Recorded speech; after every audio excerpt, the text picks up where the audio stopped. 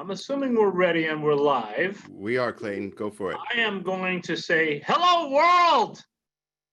This international event called Harlem Week is one of the things we anticipate every year here at Silicon Harlem. We love Harlem Week, and we want to thank the Greater Harlem Chamber of Commerce for partnering with Silicon Harlem.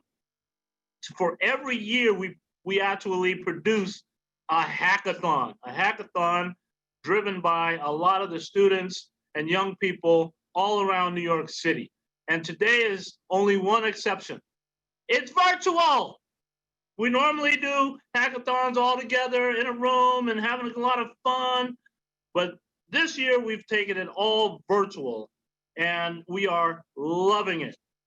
We have a bunch of teams that are going to be presenting right here on this screen for you to enjoy. They are basically like mayors for a day, or maybe even like a borough president, right?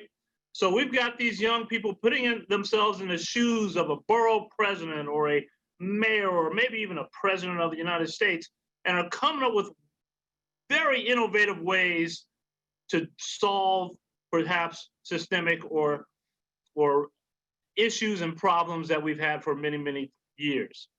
So in lieu of the fact that they are taking on this incredible challenge, we've actually invited the real borough president of Manhattan in New York City to be here to say a few remarks, to talk to these young people. And we're so honored because she comes to every single hackathon. And she loves hackathons. I do. And so we're so proud to be able to introduce, present, and ask to have a few words said by our borough president, my borough president, somebody that I love more than anything. And I've written her in as president of the United States in several different types of elections. I would write her to be the universe chairman or whatever it is. I love her. We love her at Silicon Harlem. She's been a part of us from the very day one. And I want to introduce her now to talk to all of you about what's happening, about the hackathon, and her love for the future. So with no further ado, let me please introduce the Manhattan Borough President of New York City, Gail Brewer. Well, thank you very much, Clayton. It's really an honor to be here. And I have to say, in today's world, August 2020, young people participating are more important than ever. And in the past, we've been in Harlem for the hackathons. We've been on the Intrepid for hackathons. And, you know, some really important issues like what the MTA is doing, things around schools, mental health, social workers. But you know what?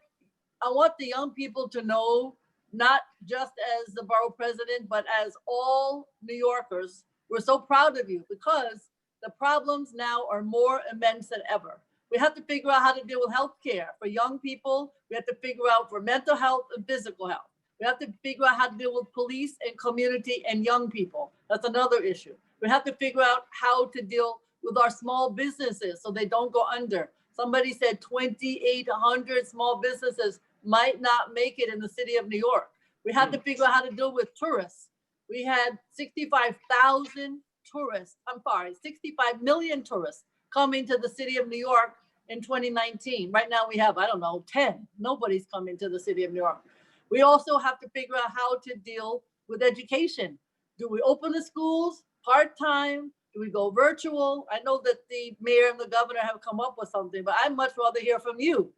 What about outdoor restaurants? What about figuring out how we can do outdoor schools? Should we have tents in the playground?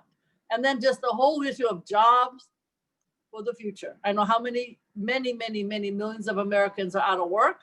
The money that was coming from Washington is not definite. In fact, it's been cut at this point. I don't even need to bring up the MTA. The MTA is clean, but it is not carrying very many people, so we have a huge deficit. And of course, the state budget and the city budget have big cuts, like for the Civilian Complaint Review Board, which is incredibly important to deal with police community. They got a cut. I could go on and on. Affordable housing, that to your list. You may be in an apartment, but who knows when the rent is due if families can afford it.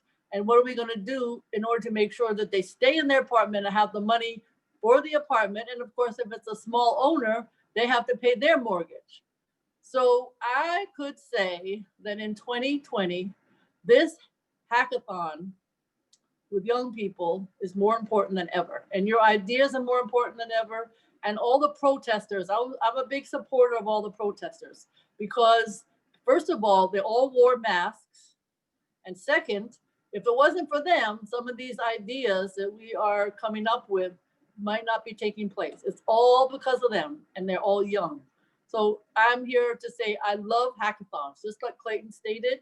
I love the ideas that come out of them, and I love the fact that people put time into it. Now, you've always been techies as students compared to other students.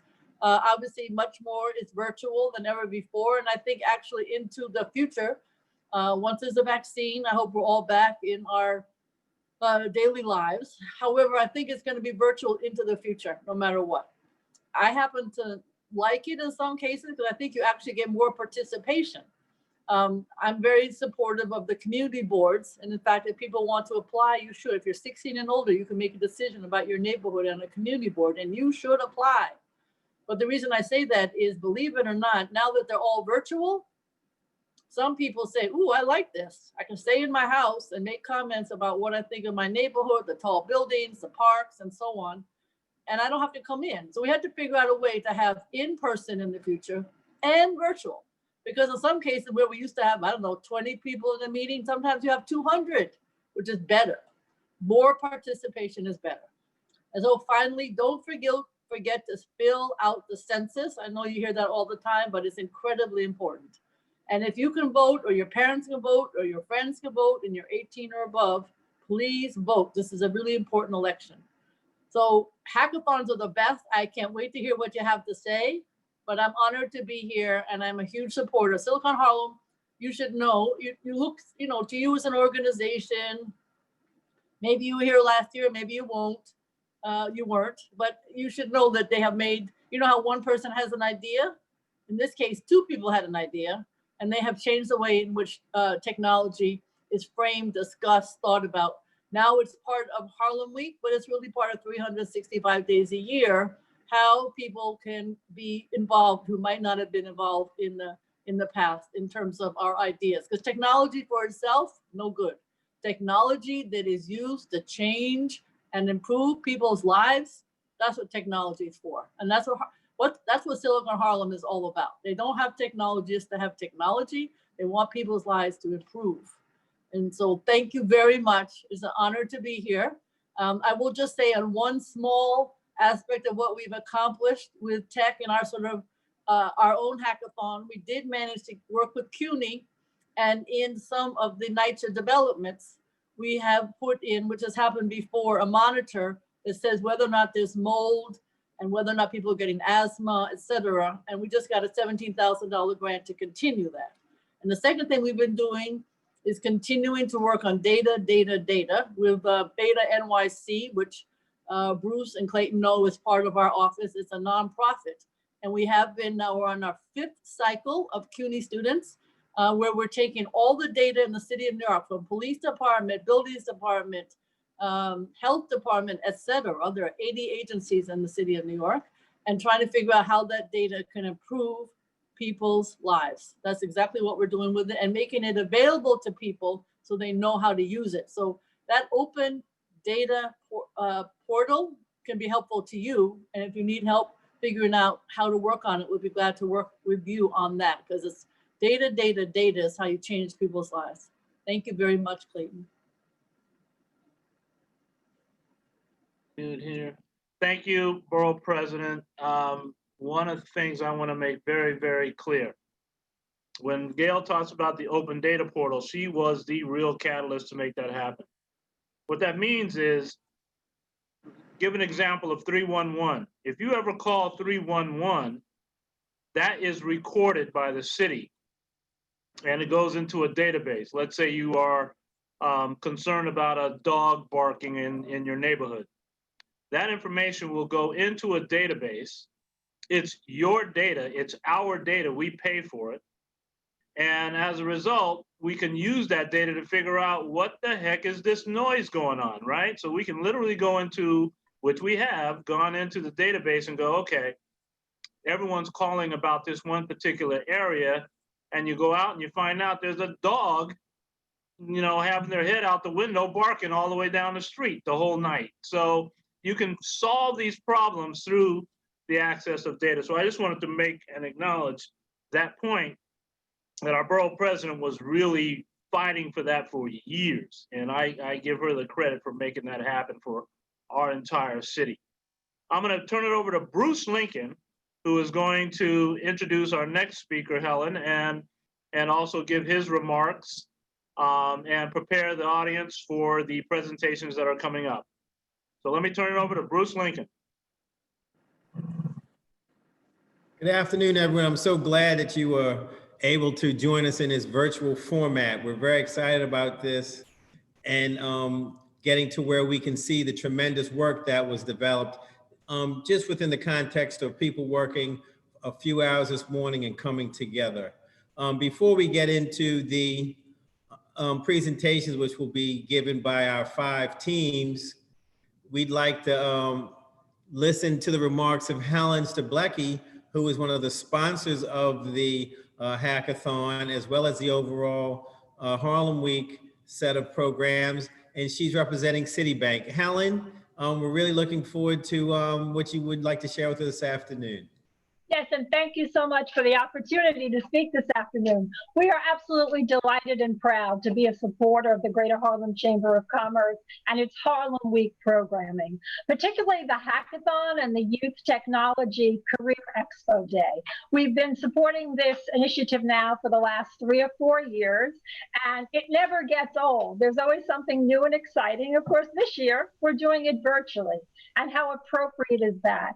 And one of the things that I want to hope that the young people get from today, along with the work that they do on their project, is I want to make sure that they know that all industries across businesses require people with technology skills. It is very important. It is key. Citibank is a bank. But as you can imagine, technology is a very, very important part of it as we serve our customers, as they go to more digital vehicles in order to do their banking. And of course, the security aspect, keeping their information safe and secure, is key. So the skills that you gain through Silicon Harlem and through the education that you will pursue in technology will serve you very, very well in years to come. And I'm so excited today to be part of this project. I was on this morning for a little bit and I saw the sessions kick off and look forward to the rest of the day today and the presentations. Thank you so much. Helen, thank you so much for your continued support and just your general encouragement of these fantastic young people. What we'd like to do now is, without further ado, really get into the presentations. They've worked hard along with their mentors. And so what we'd like to do is just go one by one, and I'll just call each group by name. And we'd like to begin with the group. Hold on, Bruce. Let me just jump in real quick and say, okay.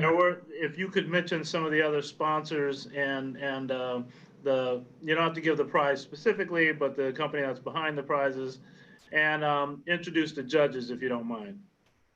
Okay. Well, we also would like to recognize the tremendous support of PC Richard and Silicon Harlem. And then our judges are Joel Myers of IEEE, Eric Cunningham of Silicon Harlem, Riley Mason Cunningham, who is a volunteer with, I believe it's New York Cares. And you have Volunteer New York. Volunteer New York. And we have a fourth. We have Kevin Matthews from the Schaumburg. How could I forget Kevin? Kevin Matthews of the Schaumburg.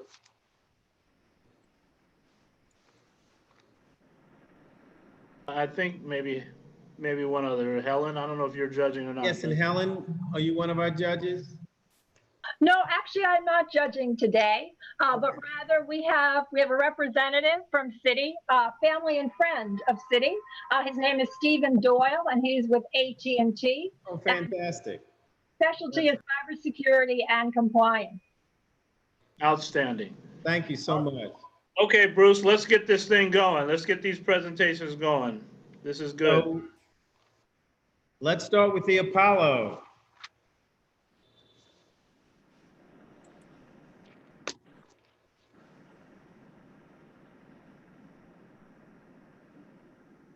The Apollo ready? Apollo team members, please raise your hands.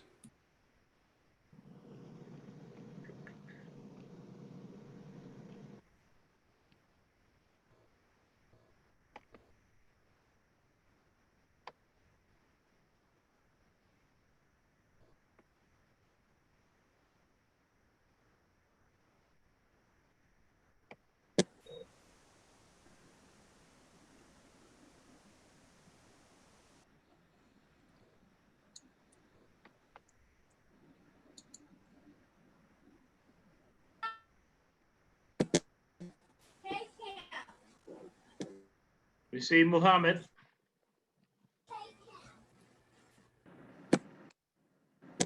Apollo team, please raise your hand.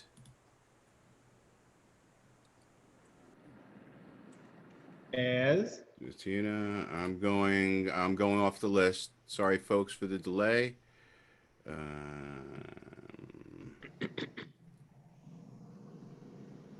I see Jazz raise their hand. Okay, got Jazz coming in.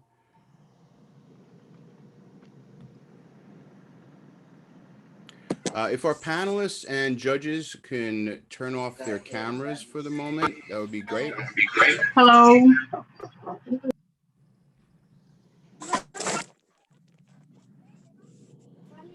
Okay, if our presenters, I'm here. okay.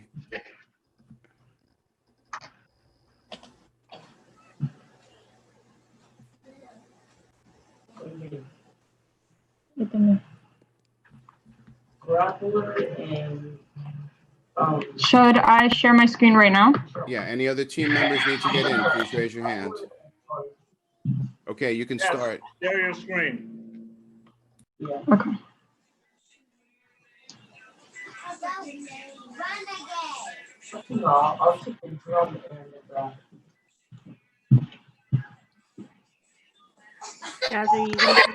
Yeah, I'm trying to share the screen right now.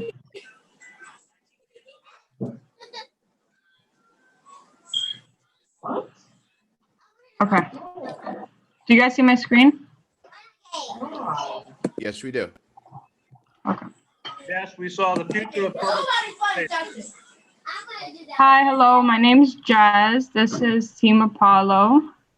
My name is Mohammed. Go ahead.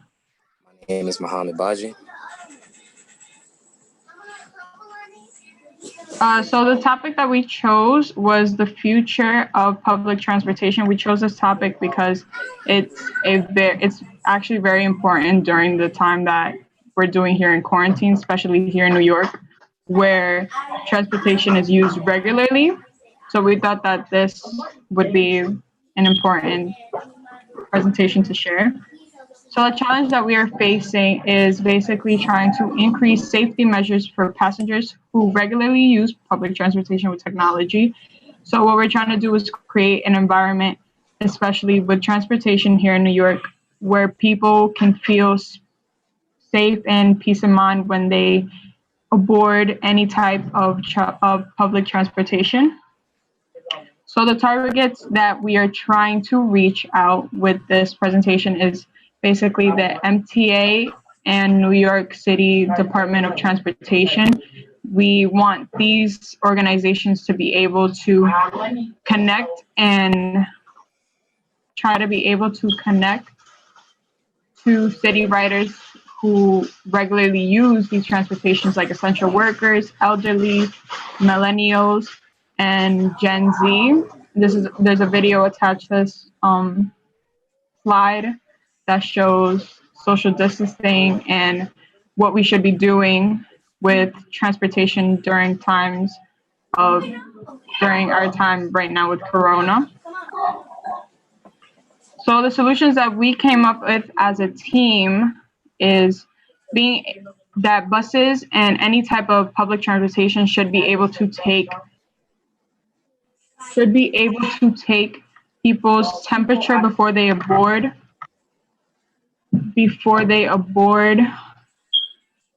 public transportation.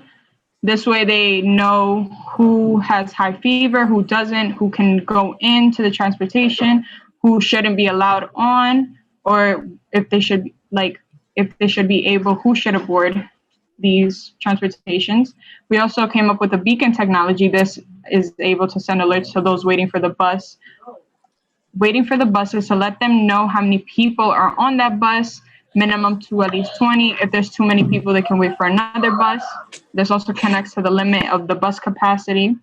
We also came up with being able to apply sanitizing dispensers to buses and trains. That way, passengers who aboard and passengers who get off the buses or trains, they be able to clean their hands.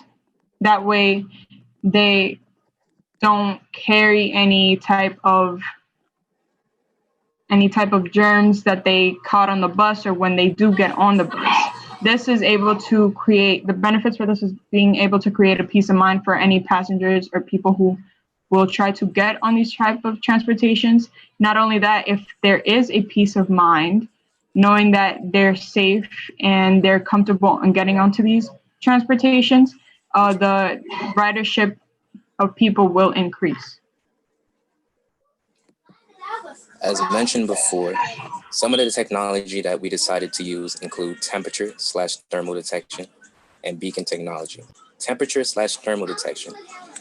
This takes the passenger's temperature, and as mentioned before, it allows the driver to see if they have a fever and if they are safe enough to board public transportation. Beacon technology.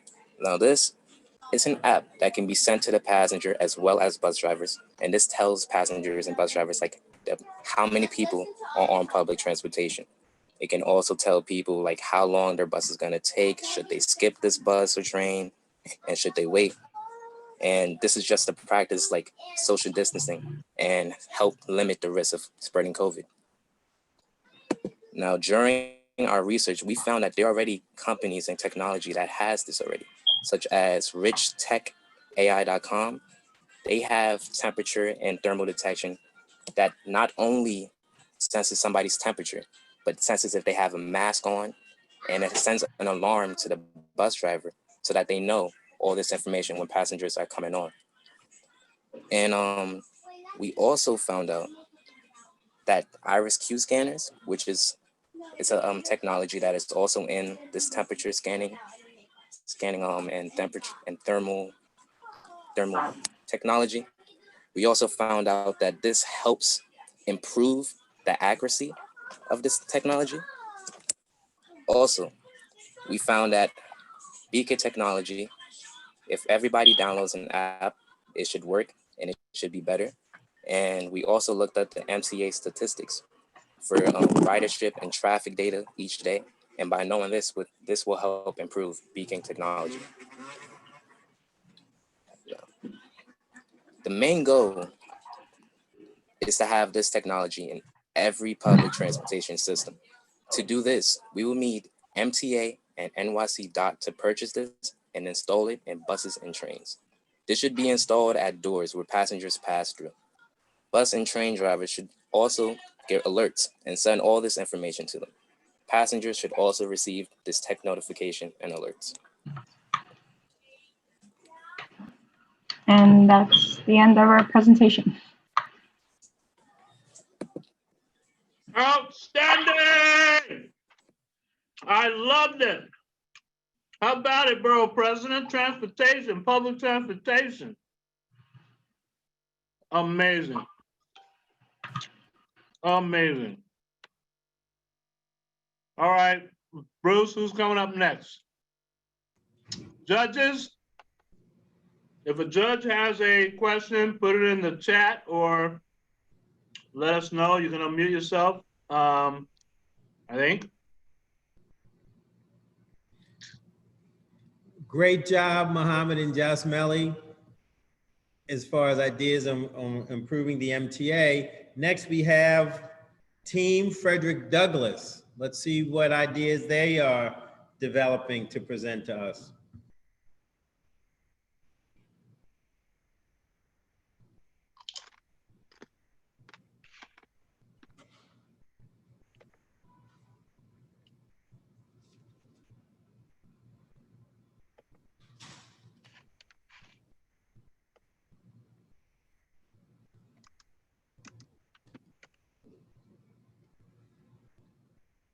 Robert, you'll have to let them know to raise their hand. Team, raise your hand. Okay, we got some coming in.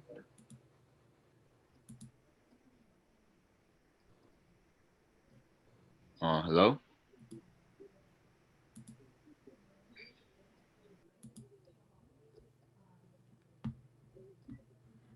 Okay, I think that's everybody. Anyone else on the team need to come in? Raise your hand, please. Can you hear me? We can. Okay.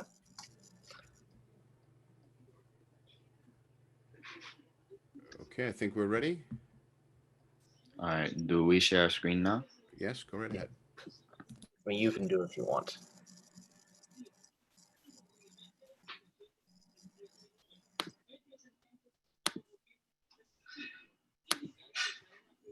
Share your screen or? Not letting me. I gotta wait.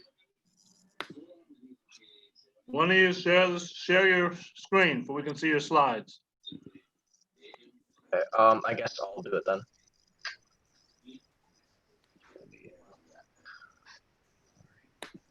Wait, it's taking me to the system preferences. I got it. Oh, you got it? I have it. Give me one Yes, sec. we see it. How am I able to? You didn't present. Yeah, I know. I don't. Okay, there we go. Hey, where? Oh, I got it. Full screen, baby. I see it.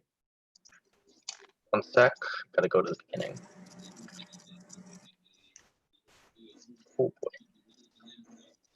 So, we are part of No Lonely, and oh, Nice. All right, yeah. So, our web app is called No Lonely. Oh wait, one of our team members just said if you could include her. Robert, put in Victoria. Yeah.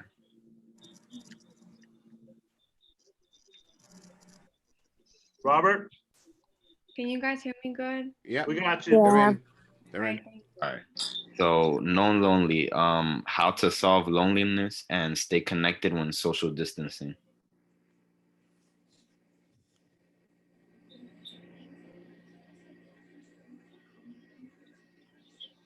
All right, so the challenge. The US has a loneliness epidemic that has been worsened by this pandemic. The NIH, CDC, and AMA are seeking ways to address this issue. Research has shown that loneliness leads to higher risk in high blood pressure, heart disease, obesity, weakened immune system, anxiety, depression, cognitive decline, Alzheimer's, and even death.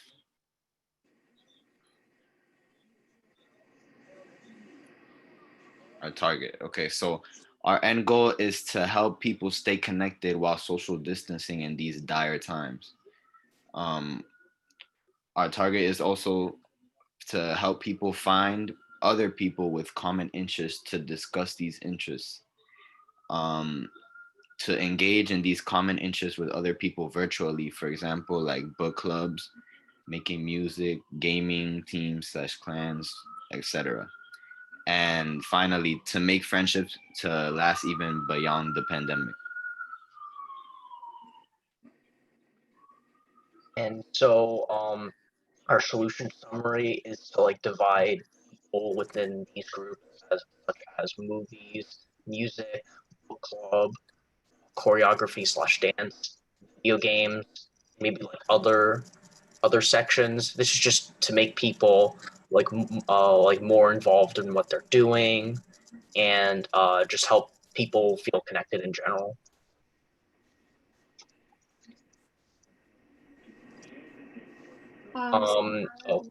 Is that So how it works is like we're gonna have an app that the constantly updating algorithm will be able to place you into specialized groups based on your personal likes, dislikes, activities, leisure activities, hobbies, etc.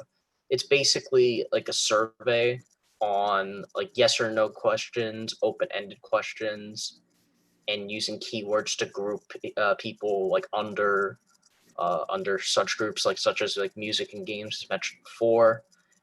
Answers to questions can be changed, and the number of questions you answer is up to the individual. Just like if like people want to switch groups and like explore another facet of like the app.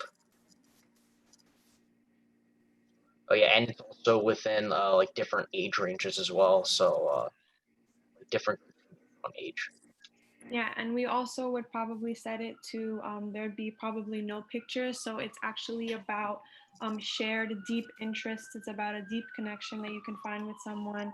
You know, deep connection is what people yearn for, especially during a time like this when people are lonely. So it would definitely be effective, you know, in helping people connect together and come together, since we can't do it in person and people can meet new people, and it can just be, you know, a great thing that people can come together for through an app while staying safe.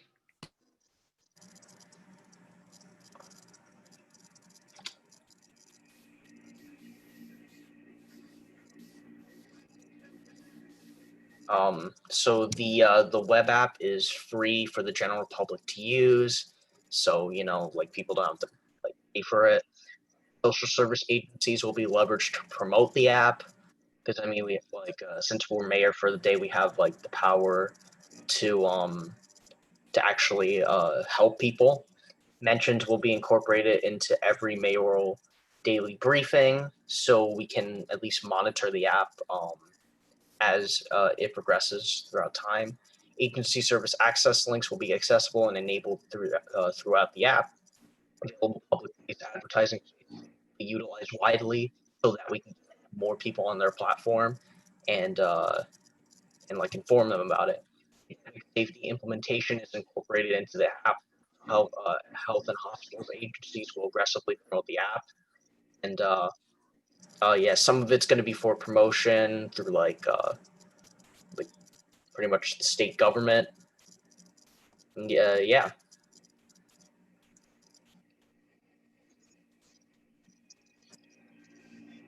But we do need like some resources to help us actually create the app and get the app out there. So the first bullet point definitely highlights that computer science expertise is of very big importance to make an algorithm. The algorithm is basically what is going to, after you answer the questions, for example, do you like dogs? And you click yes. That will pair you with someone that has the same interest as you. So if they also like dogs, you know, that's an interest you guys can share. And that's a connection you can build. And that's how that's how you guys can build connection. But the difference between this and other apps, you know, there's a lot of apps that are out there, you know, for example, eHarmony and stuff like that, it links people together. But what's different about this is that there's no pictures, and it's solely about building a connection. What's most important is that when people are alone, they're tense, they tend to get depression, and you know, they tend to just feel alone and that the world is against them. But when you have someone that shares the same interests as you, that you don't feel alone, that you feel like you're part of something, that you feel like you're part of a community, you feel like, you know, you can bond with someone, and you know, that can really uplift someone, and you know, it makes everyone feel good, and the other person can also feel uplifted, and you can build off each other, you can grow together. And you know, it's all online, so everyone's being safe, everyone is, you know, being protected. And you know, eventually, maybe when this pandemic, you know, hopefully goes away very soon, that you know, maybe we can meet up and then everyone can just, you know, share deep interests, and you know, it's a good communication system, definitely.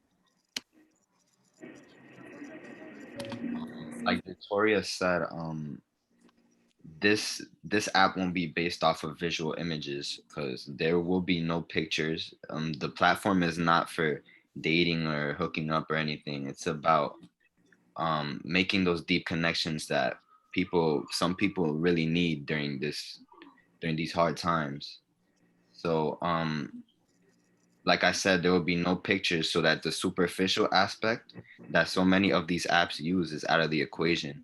And it's just solely based off of, it's solely based off of their emotional connection and just like talking to someone when you need it.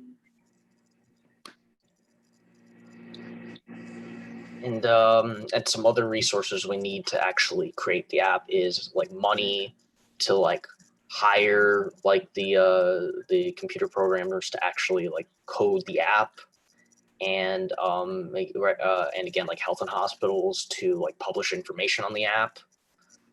And that's very much needed to actually get the app up and running.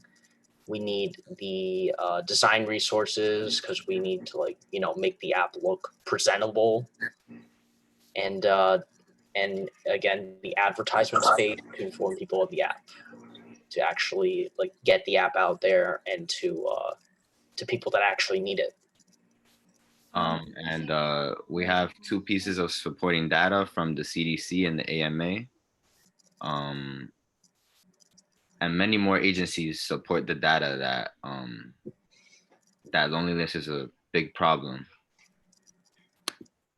Answering one of the questions from Mr. Doy, will this platform support ads? Of course it would. That's how you get your name out there. And, a lot of younger people that feel like they're alone, or even older people, everyone is online right now. Everyone is on social media. Everyone is looking at everything online. So, if you're feeling lonely and maybe you're looking for something or like someone to talk to, even someone to support you, definitely it would be promoted with social media. And we would probably get the name out there. And about privacy, how much privacy you want to let out there is to your own expense. You can, put your name out there. You can put your age out there. You can, include some stuff about yourself that maybe is private, but everything is up to you. You don't have to include a name. You don't have to include where you live or your age or anything like that. So the privacy aspect is about you. And how people would meet face to face when possible. I guess that's up to the users of the app, if they want to meet up or if they want to stay anonymous and just talk online. Everything is personal preference for each individual, and that's what makes it fun. Yeah, I mean, if we have any other questions, we would be happy to answer them. But if there isn't any more questions, then Did you see, you guys saw all the questions in the chat? Yeah. Yes. Yeah. Okay. Very good. Thank you guys very much. Awesome. We're going to move on to the next one. You got the question of the judges. Let's go on, Bruce. Great job, No Lonely team, Frederick Douglass. Very thoughtful. Our next team is Team Adam Clayton Powell. Let's see what these young geniuses have developed for us.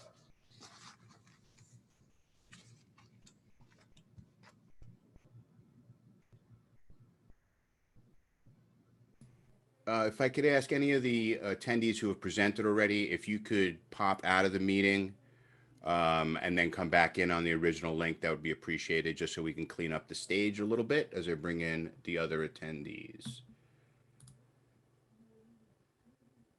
Okay, here we go.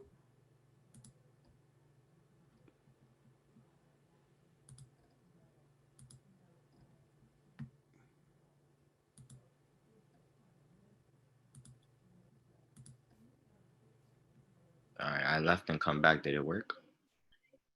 All right, hello. I think I'm still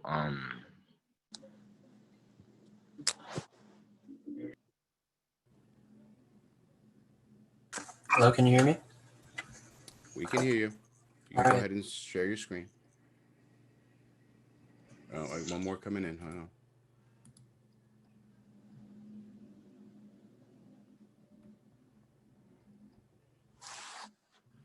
Okay, your team should all be in. There we go. All right. So our group, consisting of Anaya, Maimuna, Ryan, and I, brainstormed a solution called City Outreach for helping homeless people. So I'm going to start off the presentation by introducing the main problem that's at hand.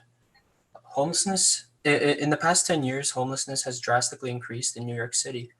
The rise in prices for rent and housing are only escalating this problem. Less than half of New Yorkers actually have enough savings to cover 3 months worth of food and rent. In fact, 1/5 of New York's population is already below the poverty line, and our goal is to offer help that would be accessible to all these people in need. So now I'm going to let Anaya introduce our targets. We would like to target homeless people and families who are in need of the necessary tools to get back on their feet. People who would like to volunteer their personal time to help out in shelters or become a mentor. And lastly, we would like to target organizations who would donate or fund the classes or programs used to help out homeless people.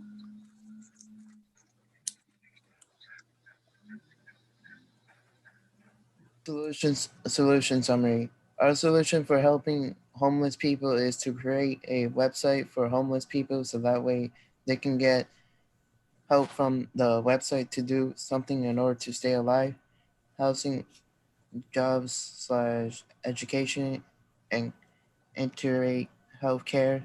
Throughout our website, we're going to bring people in need and ones who can offer help together. How our website would work is homeless people will be directed to programs that address different needs. Volunteers will be able to list their skills and abilities to help in different areas. Job opportunities can be found on this website for people who are in need of jobs. If people would like to volunteer, this is the place that they can go to find shelters or soup kitchens who are seeking help. Programs will target people dealing with substance abuse and mental health issues and other problems to help them get better.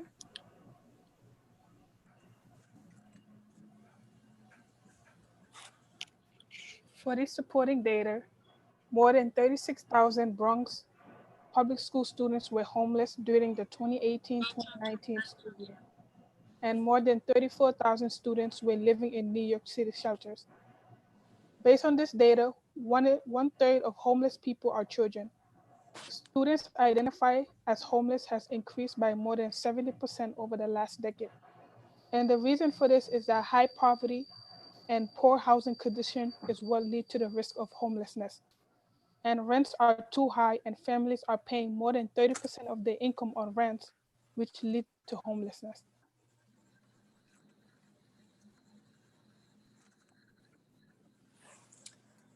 Our implementation plan is advertising the website in libraries, schools, and around the city so we can spread the word to homeless people.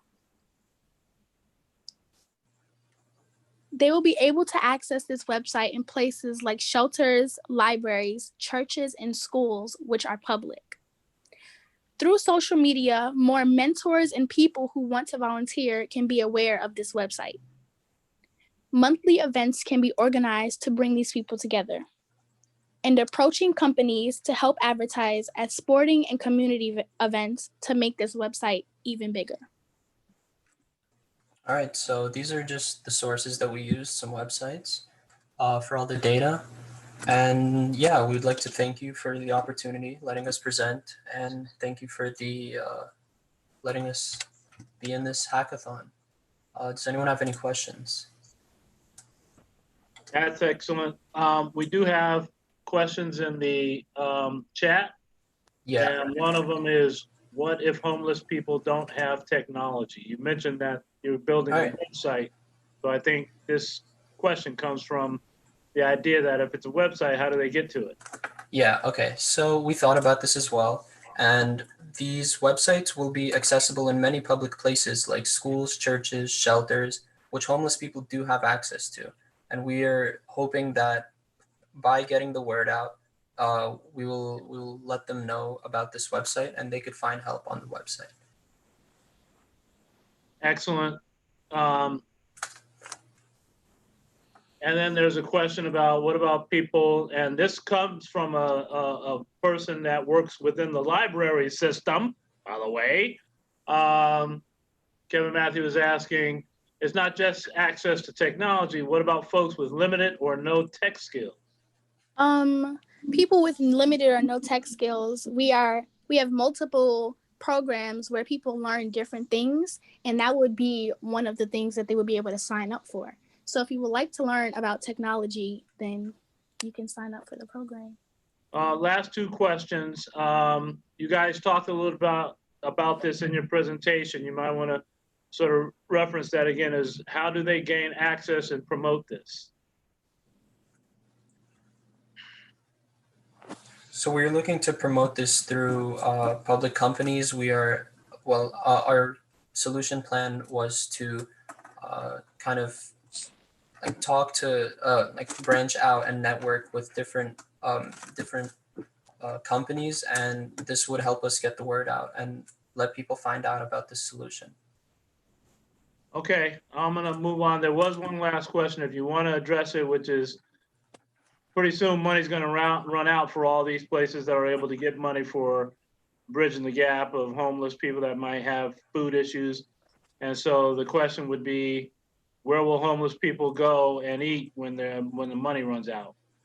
So our solution plan, one of the main things is finding a way to make this permanent. And that's what throughout working on our solution, we are going to figure out ways to do this so that the solution plan is permanent rather than giving homeless people the hope and then them becoming homeless again. So throughout our program, they will be able to pursue their passions, learn about what they like, and potentially get jobs. And this would help them earn money to pay for an apartment, a home, and support their family. Well done, team. We're gonna move on. Well done, and thanks for answering the questions. Thank everybody for. All right, thank you so much. You bet. Let's go, Bruce. Who's next? Team Schoenberg is next. And kudos to the last team, Team Adam Clayton Powell. Raise your hand if you're part of. Let's see.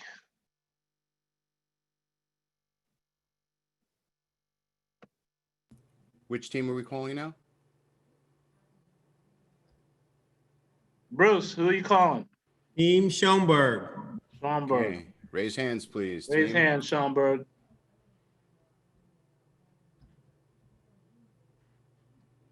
We got Winnie.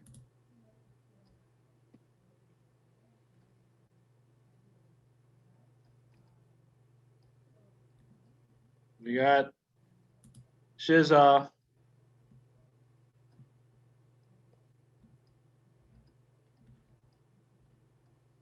We got Kadeem.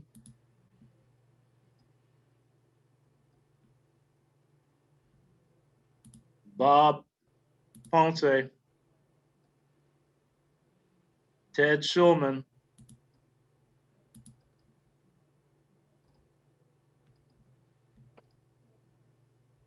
Okay, guys, who's going to take the lead over here in this team? Share your screen. Share your screen of slides.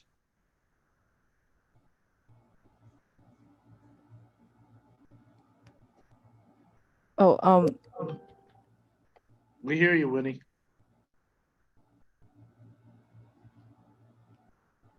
okay. Can you see it now? We do. Okay.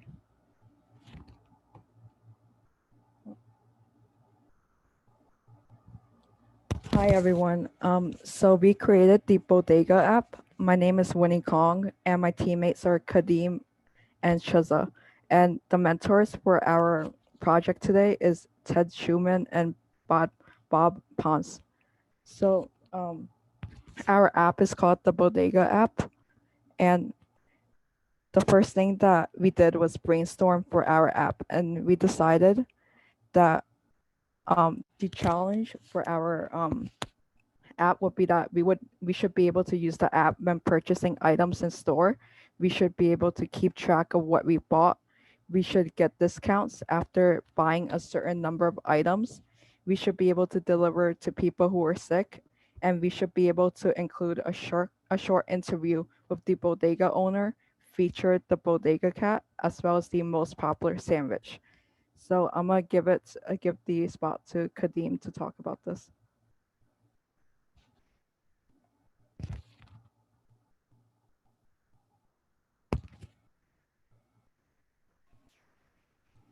Oh, thank you. My name is Kadim. I am on a team of Bodega. So Bodega is a center of community, creative, more connected of neighborhood, and sort of relationship between the bodegas and the neighborhood, helping bodega success. What can make the bodega better? Why are bodegas going out of business? Customers uncertainty.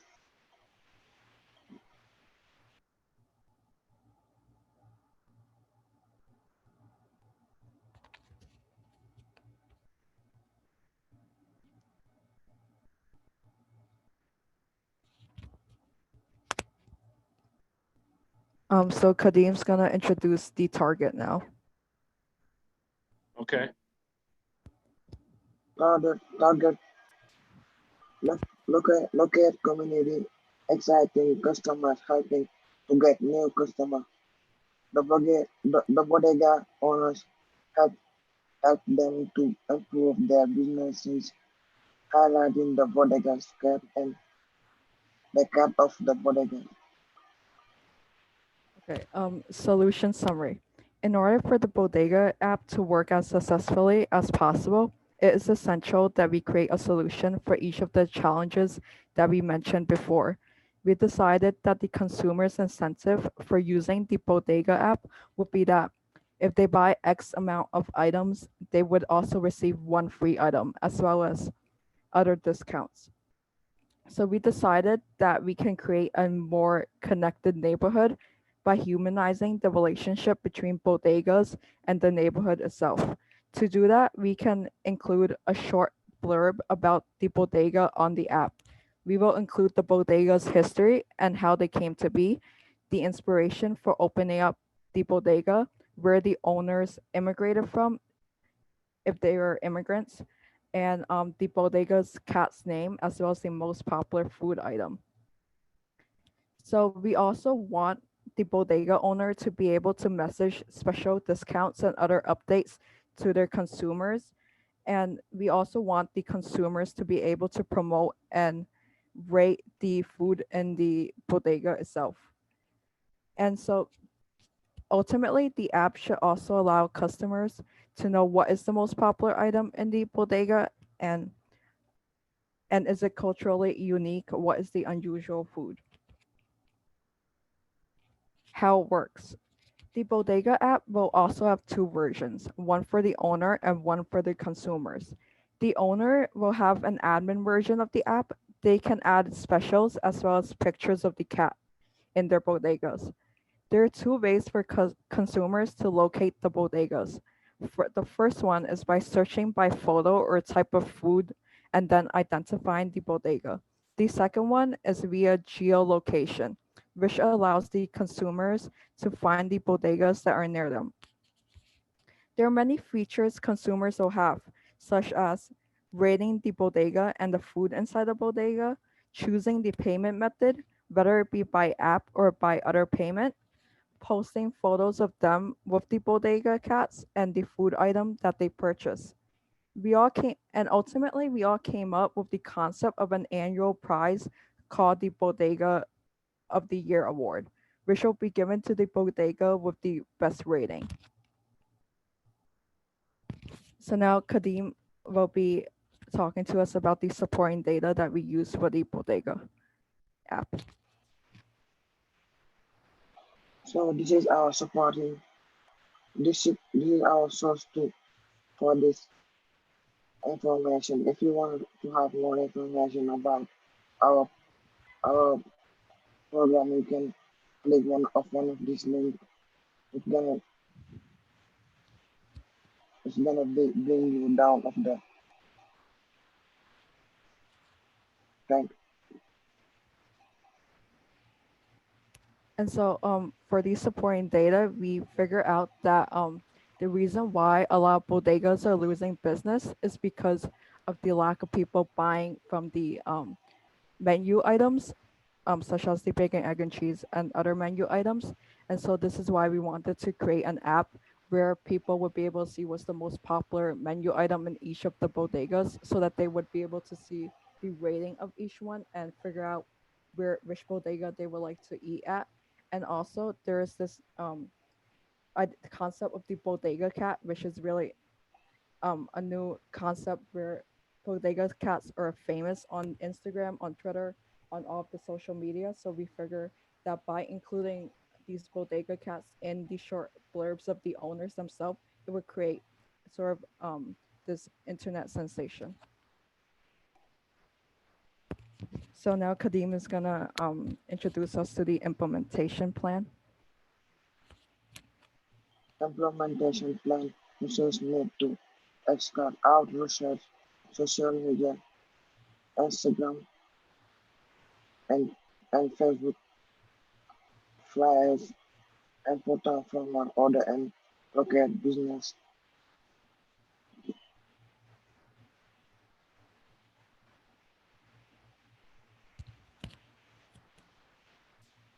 Yeah, so ultimately we want to be able to make the resources for the bodega app as accessible as possible.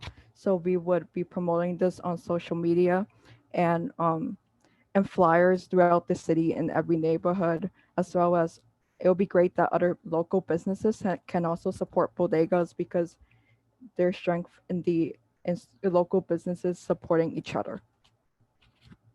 Thank you.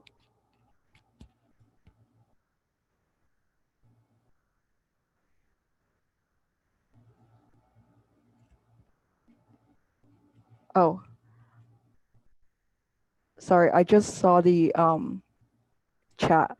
Yeah, let's take a look at some of those. Good job. Let's take a look at some of those and see if we can see if we can't I'm sorry get some of those questions answered. Go ahead. Okay. Not really a question. I didn't know bodega cats were a thing. I thought it was more of a public health violation. Okay. We discussed that while we were preparing for the presentation, and actually, bodega cats actually serve as a service for the bodega itself because bodega cats can sort of get rid of the mice and other pests in the bodega itself. Okay. The next question that we have is who manages the app? So, like I said, there are two versions of the app: the consumer and the owner itself. So the owner would have admin control of their own bodega inside the app. So I was saying that there should be a short blurb of the app of the owner's story in the app itself. And so, in a sense, the owners would be able to manage their own bodega in the app rather than having a third party sort of like take control of their profits. Will the customer reviews be monitored? Do you have a contributor policy? If yes, how would that policy be enforced? So yes, I think it's really important that the customer reviews be monitored because obviously we wouldn't want people like biased reviews of people just like like making the score higher just so that they could win the award of the year. So obviously, yes, I think the customers' reviews should be monitored. Would you expand the bodega concept to other types of mom and pop stores, and how would you create adaptation? So right now we are focusing on bodegas, especially because bodegas are an essential part of the New York City experience, and the New York City as a city itself, bodegas serve as a really important part of it. And And because they are all losing out of business, and because most of the bodegas are owned by immigrants and people who really need the money, but I do think that it would also be a great service to mom and pop stores. But right now, since the app is called the Bodega apps, I think by focusing on one institution such as the bodega itself at a time, it will be like a better option. I think Okay, we're gonna stop the questions there. Although I do like the comment that Kevin Matthews made. He said, "I didn't know cats in a bodega was a thing." Well, you're probably not alone on that, my brother. But anyway, we're gonna keep this moving. How many more teams do we have left, Bruce? We just have one, the Rucker. Okay, so are you guys ready for the last one? Do you need a break? You need a drink of water or something, or is everybody ready to keep moving? Let's keep moving. Oh, okay. Bruce says let's keep moving. So let's go ahead and introduce the last team. And judges, we're gonna help you guys get together to basically choose the winning top 3 teams. Top teams or all teams stay on to find out who won, and we're gonna make arrangements for everybody to get their prizes. Everyone's gonna get something. So we're very excited about it. Let's go, Bruce. Let's have the Rucker present their fantastic idea.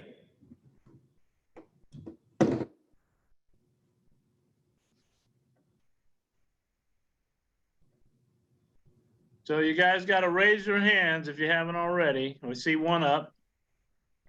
Robert, I see more. I see Danielle Wu. That's good. Who else is on this team? So far, I see 2 of them. Nathan, Noah Tate.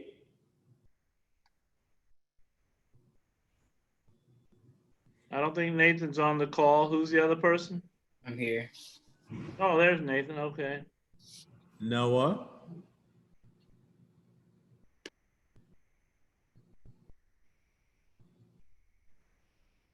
I'm sorry, it says Dominique. That I think I'm sending the wrong one. Oh. You sure, Dominique? Are you in this team or another team? Oh no, I mean I'm Noah. This is my mom's name. I'm sorry. Oh, okay. Well, we got you. All right, is that it?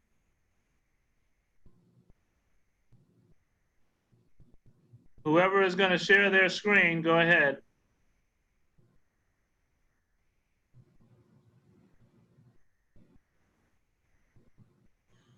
Here we go.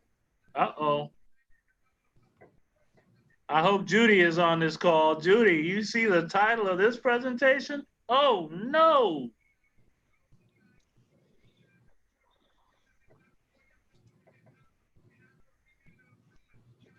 Thanks, Bob. Bob Ponce is leaving us. And Judy is on watching this presentation. So, all right, guys, we do see your presentation, your shared doc. You can make it full screen if you want. Otherwise, let's get started. Okay. For our presentation, we are focused on biking for the future.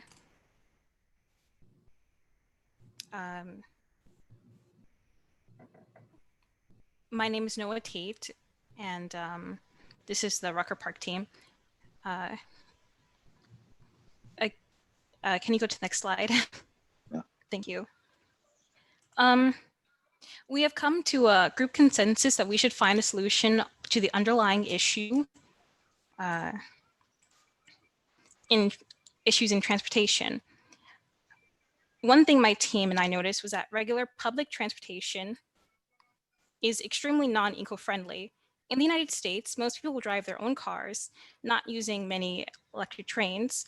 The subway, outside of COVID-19, looks and smells horrible due to sanitary neglect. Subways are often overcrowded, which will definitely pose a problem because of COVID-19 and social distancing. Because of this, we thought of bike sharing. This private mode of transportation not only lets you get some great exercise, it also means you're not contributing to air pollution like most vehicles on the street. Of course, these shared bikes will be sanitized, checked for safety, and with more people riding on bikes, there should be more designated bike lanes. To keep people on bikes and cars safe, there should also be signage, not just for cars, but for bikes as well. Bikes and cars that fail to follow any enforced rules would have to be fined. With this, bikes will receive license plates or bike tags, which could help out with a variety of other things as well that are going to be mentioned in other slides. Unfortunately, e-scooters and electric assist bikes need to be charged. In places in NYC, especially Manhattan, not enough people are charging them or they're left on the street. Because of this, there will be geofencing implemented and ways charging electric scooters and bikes can benefit the people willing to do this for their city.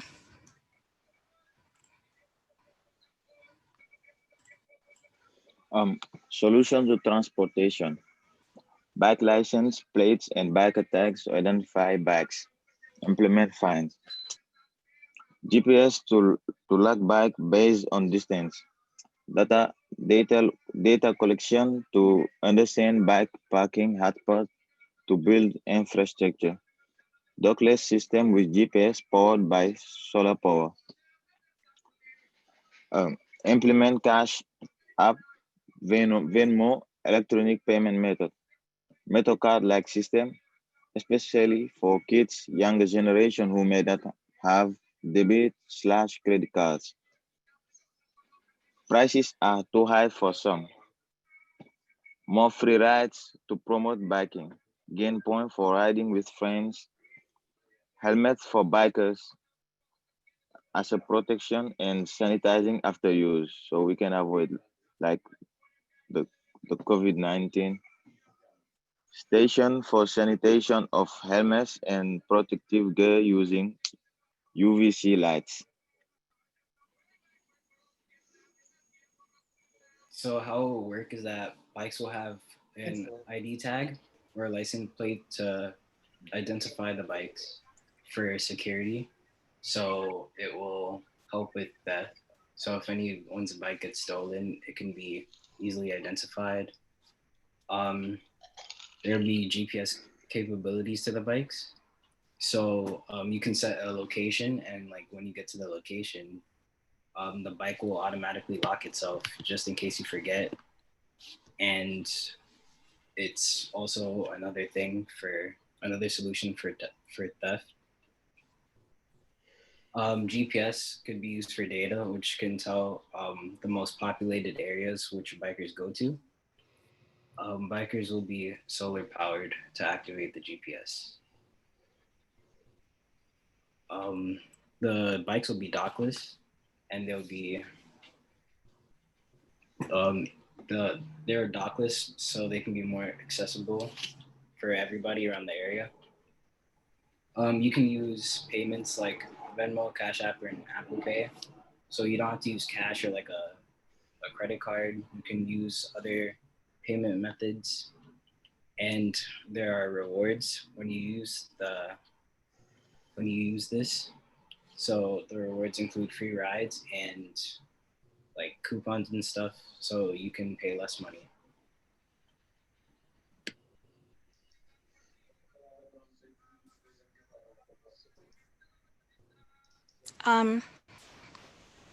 Here on the right, oh crap.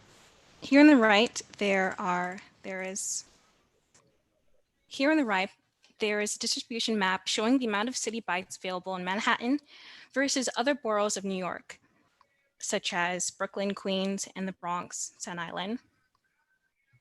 Many people are not able to utilize this mode of transportation. Lime Bike has Lime points, but not a reward system. I used to use these Lime bikes from time to time, and the only reward that can be really provided are helmets.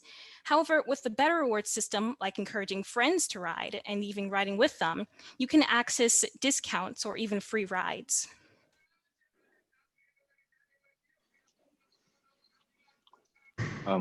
Many young people don't have credit cards, so they're not able to get it back for themselves. they need to ask someone else, like a parent or an adult.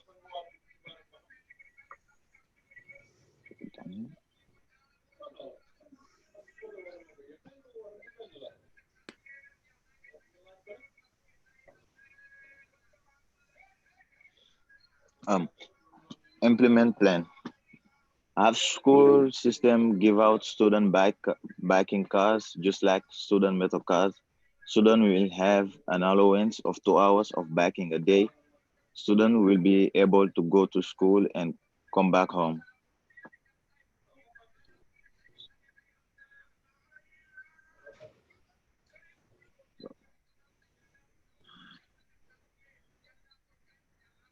So young people like students under 18, they will be able to use a bike every day, one time for 2 hours. And by implementing the student biking cards, that can encourage more young people to bike instead of taking buses or stuff like that. And we also discussed about a family plan for more families to get together to bike.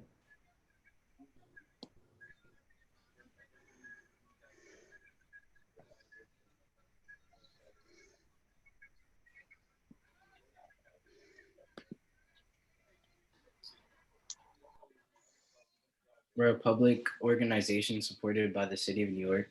So we would work with local bike advocacy groups, and the city will help implement new bike lanes with proper signage. The app will be shared through social media, so like you can share with your friends, and by doing so, you can get discounts and free rides and other things like that that will help your biking experience be way more better. Um, Build a station near subways in Brooklyn and Queens for more equitable distribution. Because Brooklyn and Queens don't have a lot of city bike like Manhattan, so it will be a equitable distribution.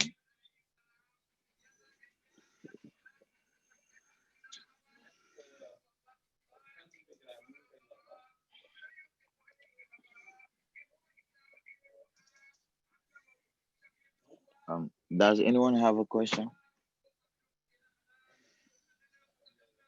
We have a couple of questions in the chat. I'm going to start from the bottom up. One of the questions is, do schools help with physical fitness and biking? Did you guys do any research on that? No, we didn't. Okay, something to look at. Would you provide more rewards for cycling along bike lanes? Yeah, that will motivate. Go ahead. Okay, that's a yes. Is this a private business or an NYC service?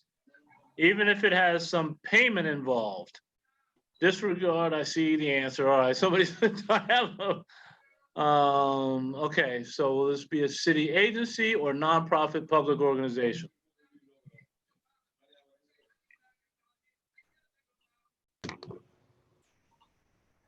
You get the question? Yeah. I think this would be more like a nonprofit public organization, as it's to try to advocate for people to start biking more so they can help the environment more, and it'll just encourage everybody to bike more. All right, two more questions. Who does the maintenance?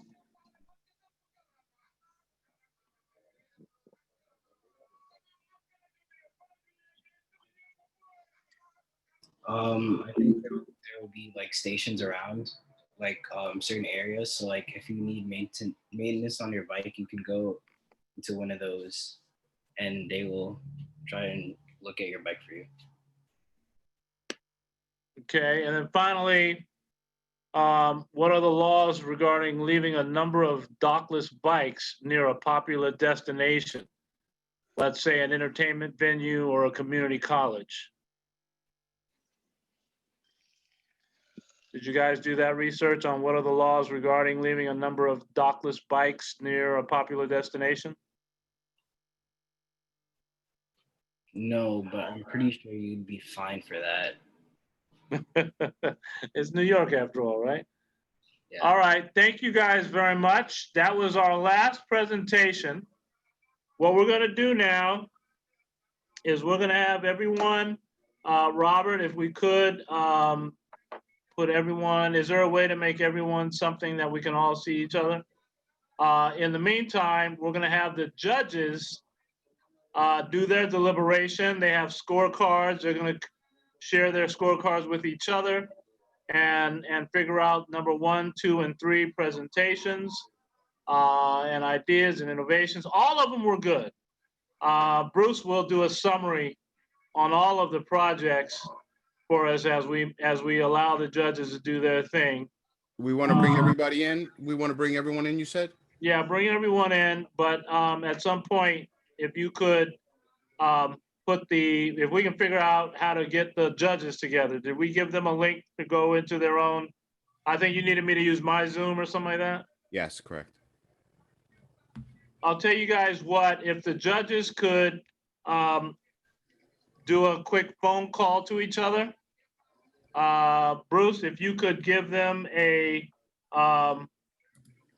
you can give them your call-in number, you can chat to each one of them or chat in general. Okay. If you can do that right now, then they can go ahead and deliberate and talk over the phone. And then you guys can stay on the Zoom. All the judges can stay on the Zoom, but we want you to talk via phone on your deliberation and try to make it quick. We want to know who's getting the money. Who's getting the money? That's what we want to know. So if you got, Bruce is sending you guys a shared phone call right now that you can get on, do your quick deliberation, and move from there. Now, while I'm getting more and more people lined up here on the call, which I'm excited about, I wanted to find out, Helen, you saw, I seen most of the presentation. I don't know if you had to dip off a little bit, but what's your thinking as you hear these presentations?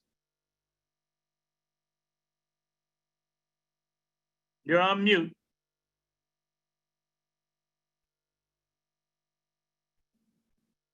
Let me see if I can help you there. Are they on mute, Robert? Who are we trying to reach? Helen from City. Okay, let me get her. On me. Now we got you. There we go. Well, I have to say I'm very impressed. And I really enjoyed them. And I'm always impressed how young people very seriously approach some of the biggest problems that we have, challenges we have to face in the city. Keep going, keep going. And I'm to some degree, I'm glad the judging is not in my hands because it would be a very hard decision to make. And I didn't know about the bodega cat. So I learned that little piece of information today. How fun.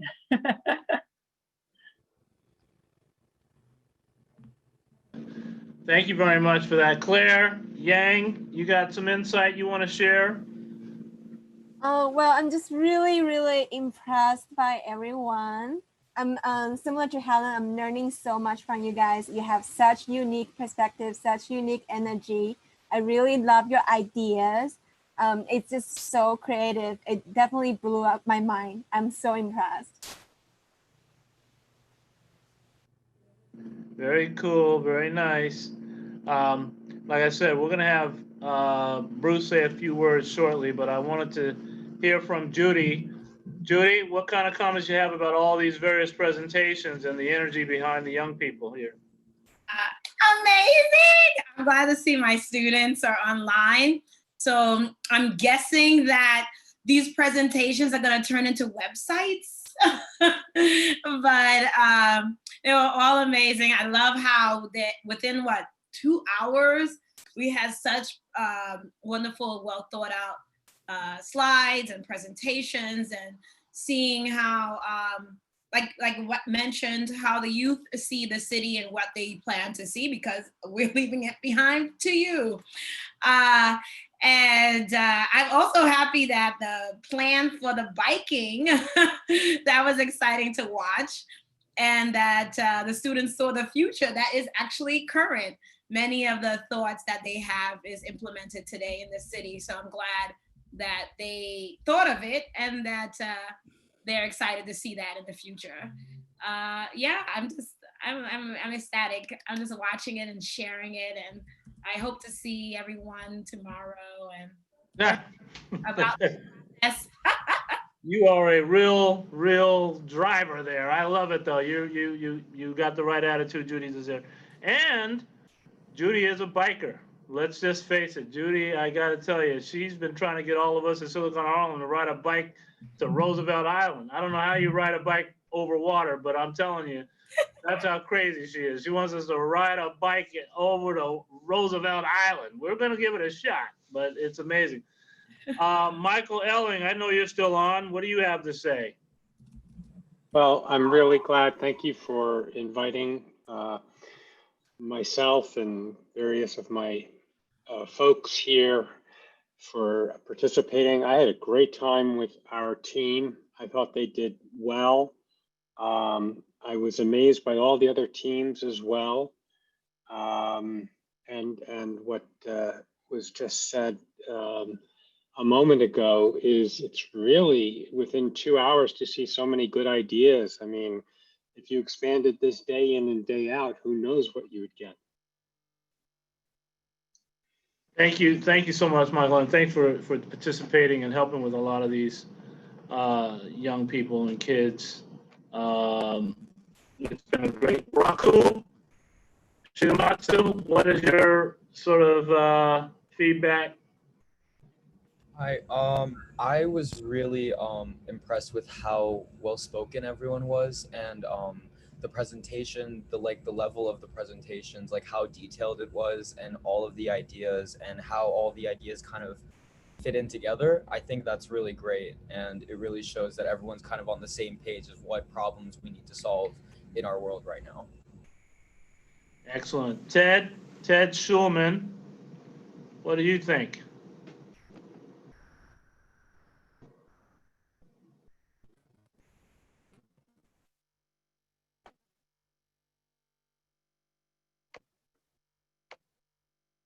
Did we lose Ted along the way?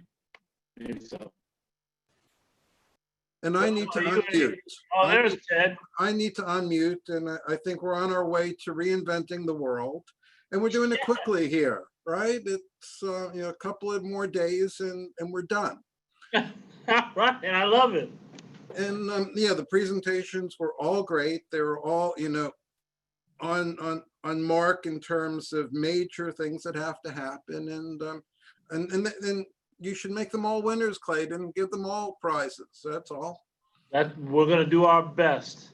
And for those of you who don't know, Ted is also an extraordinary producer and has done a lot of work in New York. He was one of the people at ground zero for so many things, particularly Occupy Wall Street, which is just a real major point in time for New York City. So we're so excited to have Ted on the call. And if I could just take one quick minute to pitch the work we're doing now, which is uptrace.org. We're working with Silicon Harlem to reinvent COVID contact tracing, make it trusted, make it community-based, and extend it into other areas of the community. So once again, that's uptrace.org. If you folks can check it out, that'd be wonderful. Very good, Ted.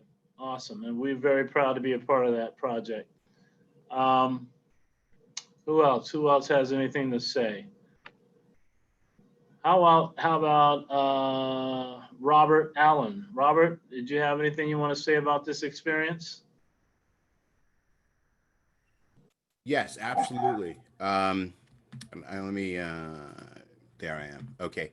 Yeah, it was funny, right? We've been working together for just probably a little over a week, and I had no idea what a hackathon was when we started. And I've worked with a lot of people over my career, and I am very impressed with what I've seen today in being able to not only, presentation skills. I got to tell you, if you don't have your presentation skills honed in this environment, that's something you need to work on right away. And I was very impressed with just the presentation skills, but being able to pull together all of this information in such a short period of time just just really, you should all give yourself a pat on the back, because being able to gather that information, put together a presentation, make it, understandable, right? Taking that piece of clay and molding it, and now we've got something wonderful to share. Just give you a big thumbs up. Very Very, nice. very impressed. I agree with you Very wholeheartedly about that. That is no easy feat to have that kind of pressure. And we're live, and we're pushing this out live. This is and not it's just we're live. all hanging out together. Yeah, exactly. The world is seeing this, so Amazing. pretty amazing. Other comments from anyone as the judges are coming to their choices? Does anyone want to throw anything else out there? How was the experience for you, Victoria? I was curious how you felt about this whole hackathon.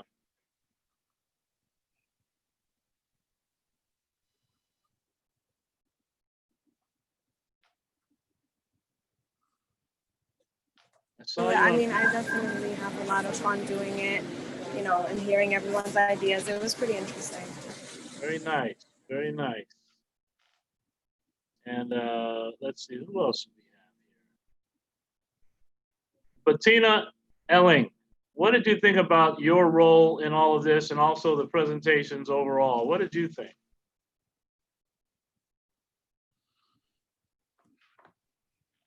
I really enjoyed participating. It was great to work with my team, and also to see which problems the other groups looked to address.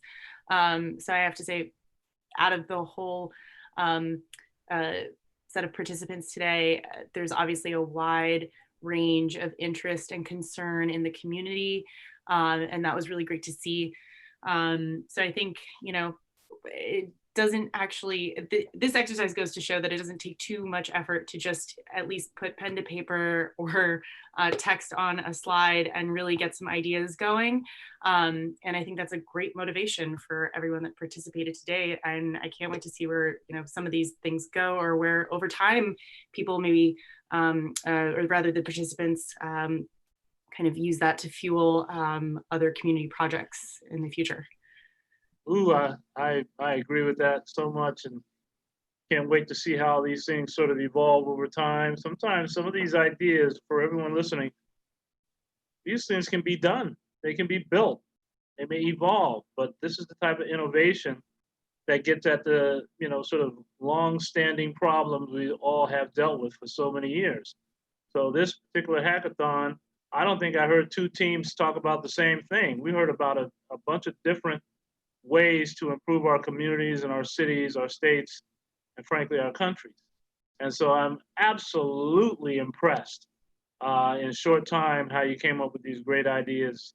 Some of them, were right here and relevant right now. Some of them are very futuristic, but all of them were well thought out and presented in a way that I think we could actually do some of these.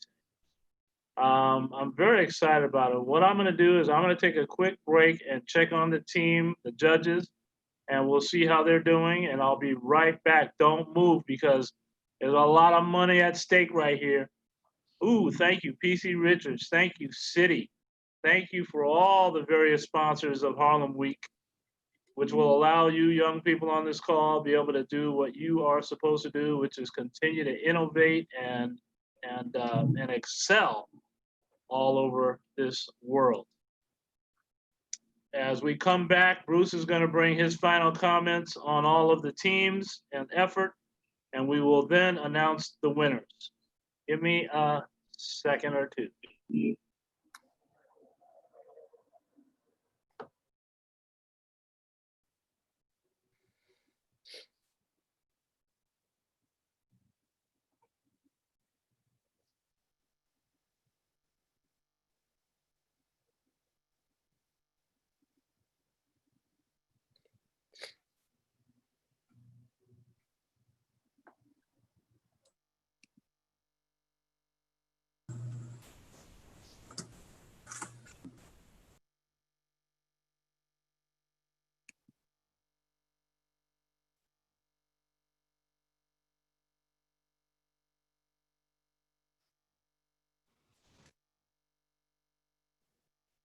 Now, see, wait a minute. I have to get off of the judges because I just saw something that came in from Muhammad, and I can't be more happy than to see this comment. If you guys didn't see the chat, you should check out what Muhammad said.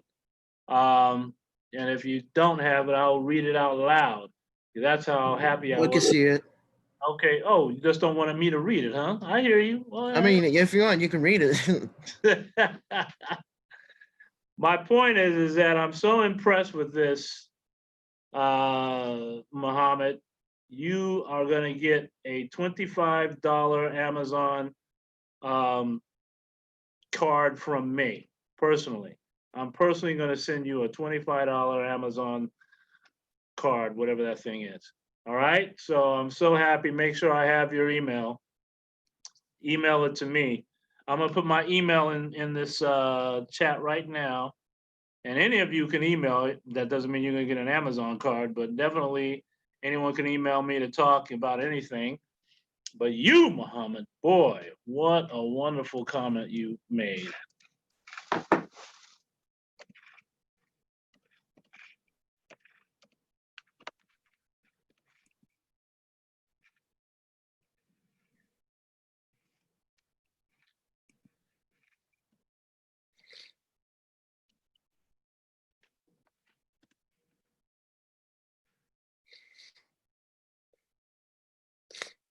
Let me see.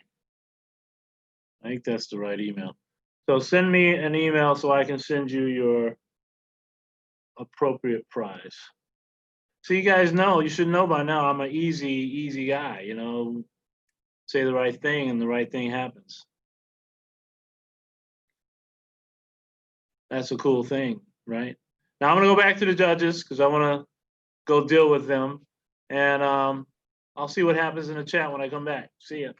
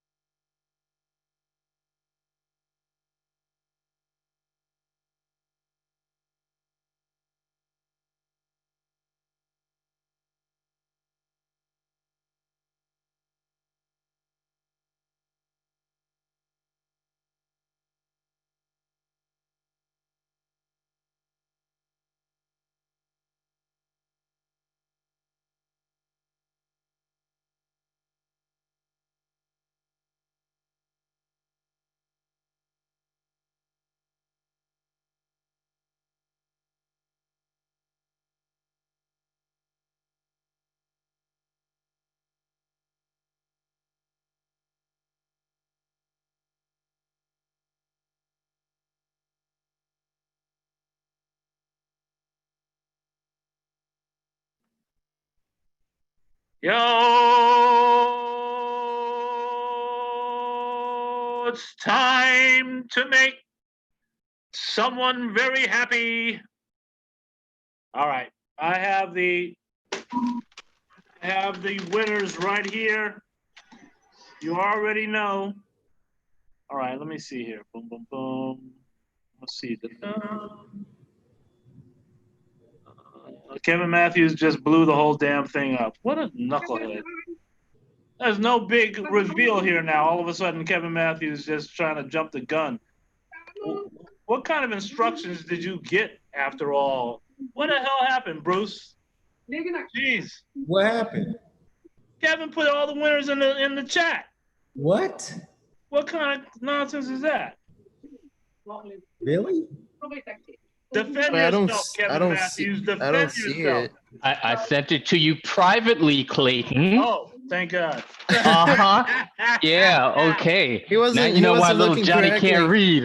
He wasn't looking correctly. I wouldn't do that to you. He said, now you know why little Johnny can't read. Why would you repeat that, Bruce? All right, here we go. Can everybody hear me, though? Robert, Yes, we can everyone hear you. me? We All can right. hear you loud and clear. Not just you, knuckleheads. I'm talking about the students. Yeah, we can hear you. Okay, now see, that's And what they're I'm all in here with us. All Are we right. doing gallery view to see everyone? You can set it up whichever way you want. That's for your personal thing. Okay. All right, so I am going to have Bruce, if you have the energy, to go ahead and do a summary on all of the presentations, and then I will announce the top three.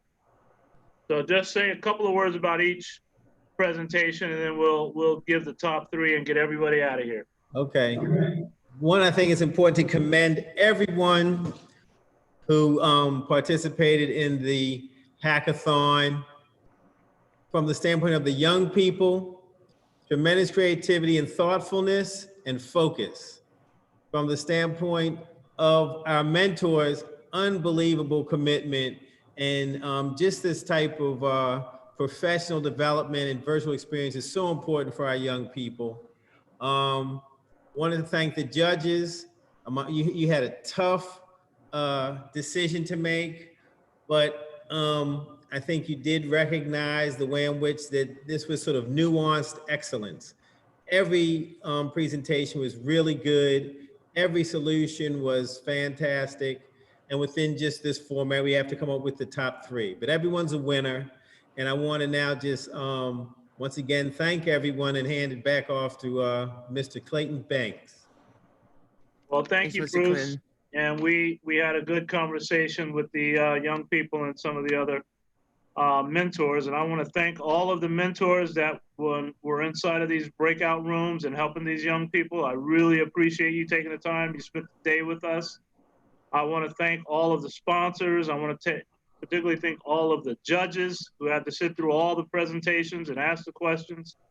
And I certainly want to take my hat off to the young people who've been on this all day as well, from hacking to presenting. And you all did a phenomenal job. I love the way you all work together as teams. Very impressive. And I think there's an audience around the world that's watching this and is going to be trying to do the similar thing in their communities, which they should. Let me tell you who came in third place. Third place, which is getting a $100 gift card from PC Richards. And that winning third place winner is ACP, Adam Clayton Powell, with the City Outreach application. Yes, let's all give him some hands. Yay, yay, yay, yay. Very good. Now, and Robert, when I get to number one, you're gonna unmute all. You know, anywhere distant. Those tables belong to. We can hear you, Bruce.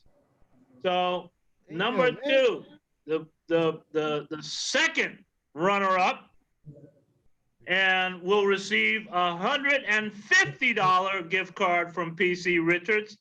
Outrageous. And that comes from Apollo with improvements in the MTA. Yay! Hey, Team Apollo. Very nice. Go ahead. Thank Go ahead. you. All right, now, Robert, get ready for a drum roll. We are about to honor and award the top team that's receiving a gift card from PC Richards of $250. Every single one of you get $250 gift card from PC Richards. And I and my team have decided we're going to throw in an extra bonus. You hear me? An extra bonus. I got my good friend in here from Brooklyn. She knows all about what I'm about to say. Every single one of the top members of the winning team, free computer to you. We're giving you a computer. That's what we decided, to give you a computer and on top of the $250 gift card from PC Richards. Yeah. And the winning team. Unmute everybody, Robert, if you can, so we can celebrate with everyone. If you can't do it, I understand, but otherwise, try to get everyone unmuted. Are we able to do that? Not much I can't do. Oh, here we go. Go ahead. Ladies and gentlemen, put your hands together. My actual office is on this street. It's called Frederick Douglass. So lonely. Congratulations. Yes. Oh my gosh.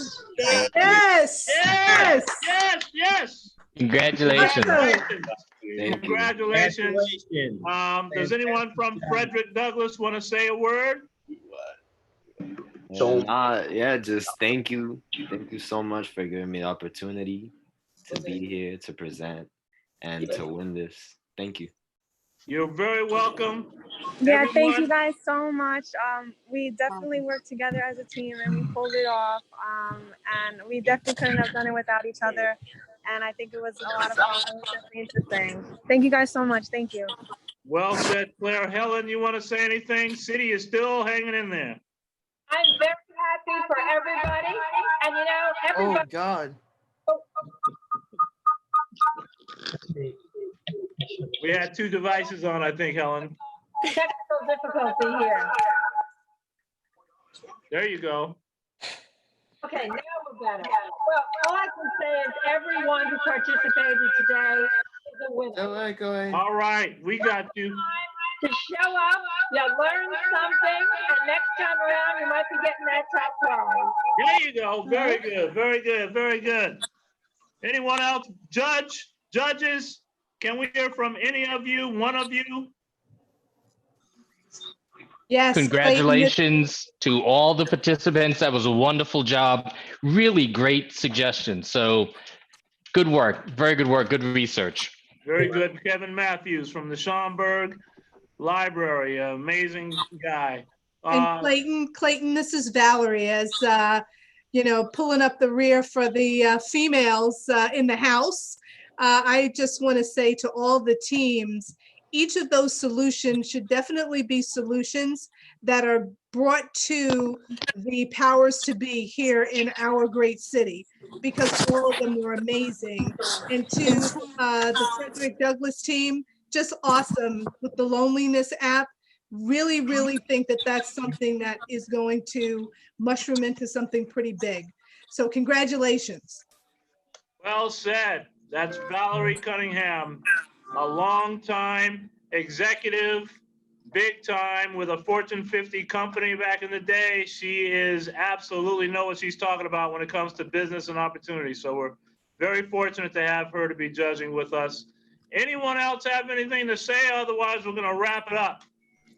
You guys have had enough. You've done enough. We have one last video to close with. Let's do it. But before you do that, Robert, let me say, everyone, make sure you're in touch with Judy and Bruce. Everyone's name, everyone email. Everyone's going to get a $25 PC Richard gift card. Every single one of you. So nobody loses. All right? Yay! All right. Wait, So how are you gonna send the gift cards though? I hear that, man. Well, the Amazon one that I suggested earlier will come through email. All right. Email. On the PC Richard, that will be coordinated with the Chamber and Bruce, and we'll get all of that out to you guys within a few days. So Oh, you got all the email. Okay. Yeah, Okay. get me You got all the email. Sorry. this all goes through Bruce and Judy, so they have all your emails and names and everything. So we'll make sure we get that to you as soon as possible. Whoa, what? Oh, they're gonna send it right away? As soon as possible. All right. All right. We're gonna close this out. Robert, go ahead. Added taxes or fees. Switch. This is my good Councilmember friend Ben Kalos. Kalos. That's at Ben Kalos on social media. And as far as I know, I'm the only software developer who also happens to be an elected official here in New York City. As we conclude the Harlem Week 2020 Hackathon, I am honored to share a few words.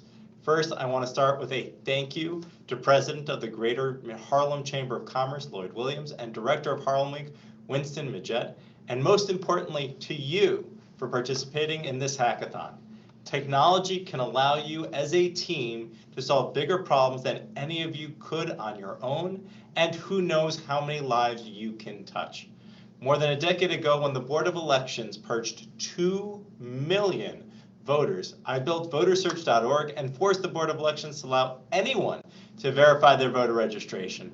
With the most important election in history in November, have you registered or verified your voter registration? With the pandemic and coronavirus harmful impacts of systemic racism on communities, there is so much to be done.